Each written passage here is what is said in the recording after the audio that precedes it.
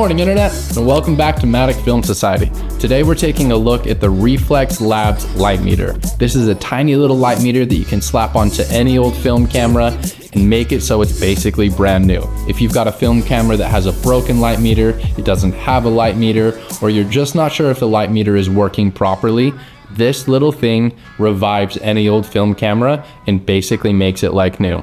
Assuming that the shutter works. You know, if it doesn't work, then the light meter's not going to fix your broken shutter. That's your own problem.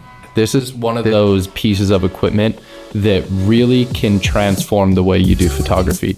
And the reason I love it so much is because it's so small. It's this tiny little thing, goes onto the cold shoe of your camera, and just using this little light meter can totally revive any old film camera that doesn't have a light meter or the light meter is broken. It's so simple to use, just got a couple buttons on the front, one button on the back. The button on the back turns it on. Then you have an up and down arrow to change your settings depending on how you want to shoot it. You can shoot it in shutter speed priority, where you pick your shutter speed and it will tell you the aperture that you need to use in order to get a properly exposed image. Or you can use it in aperture priority mode, where you decide on the aperture and then it will calculate the exact shutter speed that you need in order to get a properly exposed image. It's super simple and gives you a huge range of ISO that you can pick in order to dial in exactly what settings you want. I got this little light meter because I had recently picked up a new camera, a little Canonette that had a selenium light meter that was no longer working anymore. I really liked this camera and I got it for super cheap because the light meter doesn't work, but I hate always having to take out my phone, take a reading, put my phone away. I like being able to just focus solely on using the camera and keeping it more of an analog experience.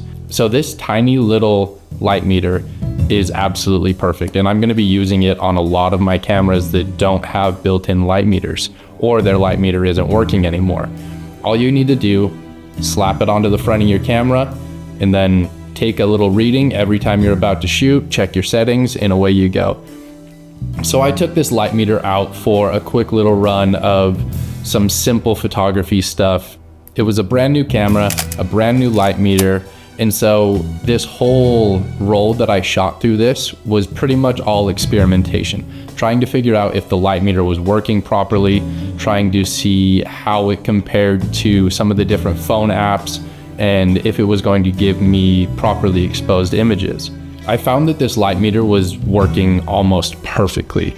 Everything that it told me was very similar to all the other light meters that I had ever tried, and it was actually giving me very similar readings to some of my cameras that have built-in light meters. It was really nice to see that the images that came out of shooting with this light meter and using the light meter's settings were almost always perfectly exposed. There's a few instances where the light meter doesn't always expose perfectly.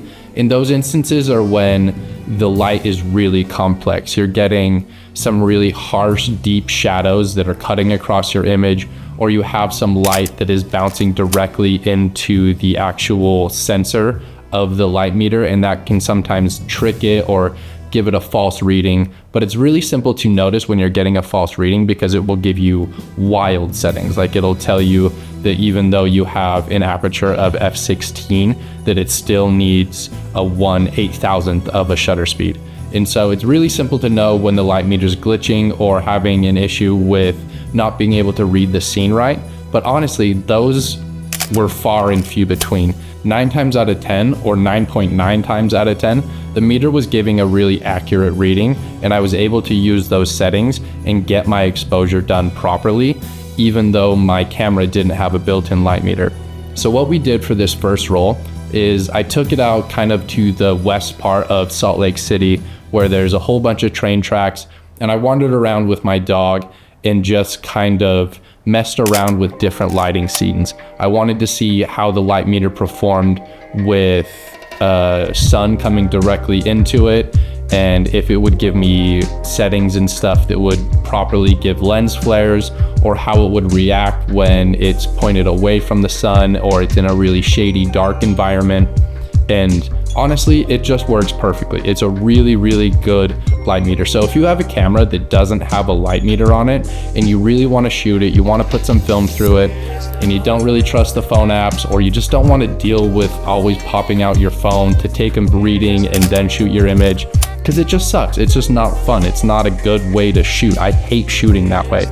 I much prefer having my light meter mounted to my camera. So the reason I love this light meter so much is honestly its form factor, its ease of use, its speed, and it just works nearly flawlessly. The only reason any of these images were slightly over or underexposed was 100% because of operator error. It was just me messing it up. It wasn't the light meter giving me wrong readings. It was me not using the settings that the light meter gave me, because sometimes I just don't do what I'm told.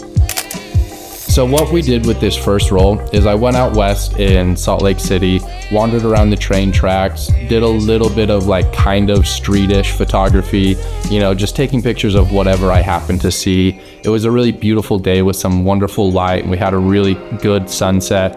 And so I think we made some really beautiful images for this first time shooting out with this camera. The problem that I do think might be happening with this camera is I'm not totally sure if the rangefinder on it is perfectly calibrated. I think some of the shots that I knew were completely in perfect focus are somehow out of focus really bad, and I'm not totally sure why, because I remember specifically having it exactly lined up on the rangefinder line to say that it is in focus, but still came out blurry. Not totally sure why. After shooting out on the train tracks and just kind of wandering around the city a little bit, I still had some frames left in the roll. And so the next morning, me and a friend went out and just went on a little bike ride through Salt Lake City, just kind of capturing the oddities that happen to be around Salt Lake City, because it's kind of a weird little city for some reason. There's always a lot of unique things. And so we ventured into this place called the Peace Gardens, where there's a whole bunch of like monuments, I guess, from different countries to show off their peace and kind-heartedness towards Salt Lake City. I'm not totally sure what the whole purpose of it, but it was really rad because we ran into this group that was filming a music video out there for Pokémon, and they were all dressed up perfectly. They looked so good. One of them was dressed up as Lieutenant Surge, and it was absolutely perfect. He nailed it so good. And so it was so much fun. I got to meet with them, and they let me just kind of hang out with them for a little bit and shoot a couple photos of them while they were shooting their music video. Oh, you're my best friend in a world we must defend. Pokémon, our hearts so true, our courage will pull us through. You teach me and I'll teach you. Pokémon, Pokémon. And I'm really happy with how the images came out. I think they're really pretty.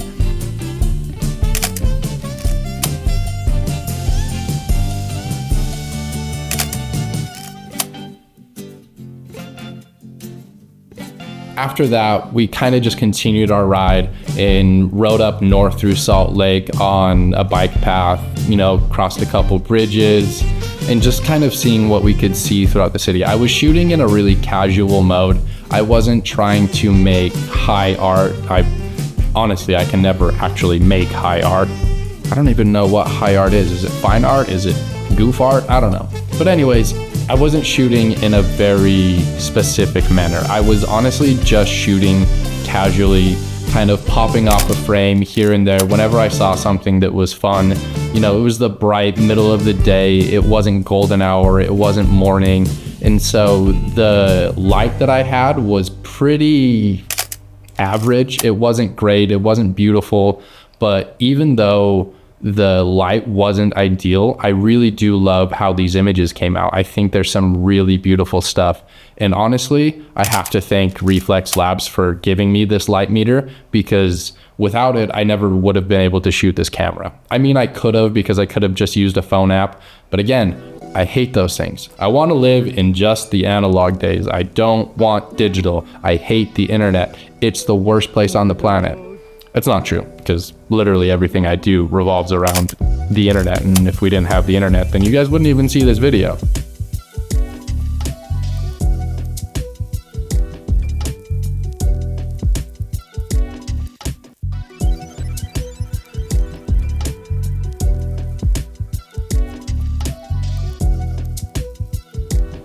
Honestly, this light meter, if you're just cruising around with pretty simple ambient light, it's going to give you good results. It's going to give you great results, to be honest. If you have a camera that has a broken light meter, or it's got a sketchy light meter, or doesn't have a light meter at all, pick up one of these Reflex Labs light meters, throw it on top of your camera, boom, you're done. It's so easy, and I love how tiny and minimal it is. It really adds almost no bulk to your camera. I didn't even notice that it was on my camera the entire time I was shooting. The cold shoe mount that mounts to your camera is really, really secure. It's got a couple plates of metal that spring latch into the cold shoe, and it really holds it in tight. I was never worried about it at all, even though I had my camera hanging off my shoulder while I was riding bikes. I was never worried that the light meter was gonna fall off or it was gonna get bumped and broken. It's really solidly built, and it holds onto the camera perfectly.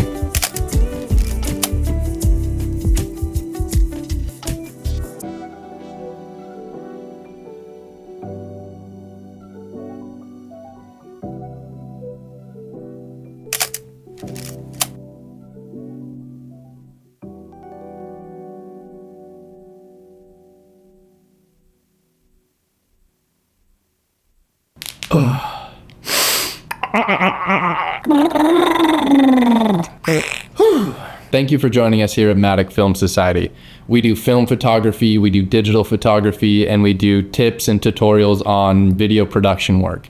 Go ahead and like this video, subscribe to our channel, and we've got a whole bunch of more videos coming out showing you how to shoot film, teaching you all about cameras, teaching you how to do video production, teaching you how to shoot digital stuff. We've got a whole bunch of stuff coming out over the next few weeks, and we can't wait to share it with you guys.